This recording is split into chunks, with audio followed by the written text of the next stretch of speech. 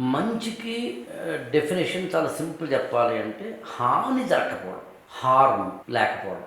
ఏదైనా నువ్వు చేసి ఏదైనా నువ్వు మాట్లాడు, పట్టుకుని నేమిట్, దానివల్ల నష్టం జరగకపోవడమే మంచి అంటే. మామూలుగా ఈ డెఫినేషన్ ఇవి విన్నవాళ్ళు ఇది నువ్వు చెప్పేది అందరూ చెప్తారు కదా అనుకుంటారు. నిజానికి ఒక్కసారి మళ్ళీ నా యొక్క స్టేట్మెంట్ విను. హాని జరగకపోవడం అన్నాను. ఎదుటి వాడికి మాత్రమే కాదు, కూడా హాని జరగకపోతేనే అది మంచి. అంటే మంచితనం అంటే అమాయకత్వం కాదు. మంచితనం అంటే ఎదుటి వ్యక్తిని నువ్వు మొత్తేస్తున్నా కూడా మౌనంగా ఉండడం కాదు. మంచితనము అంటే నీ జేబులోంచి లాగేస్తున్నా కూడా ఇంకా తీసుకో అనేది త్యాగగుణం కాదు. మంచి అంటే మెట్ట వేదాంతం కాదు. జరిగేవన్నీ మంచికి అనుకోబోయి అనేది కాదు. అనుకున్నవన్నీ జరగబోయే అని నిరాశ కాదు. మంచి అనేది ఆయుధం. అందులో ఒక్క మాట చెప్పాలంటే మంచి అంటే ఏంటంటే నాకైనా నీకైనా హాని జరగకపోతే మంచి, జరిగితే చెడ్డ, అంతే.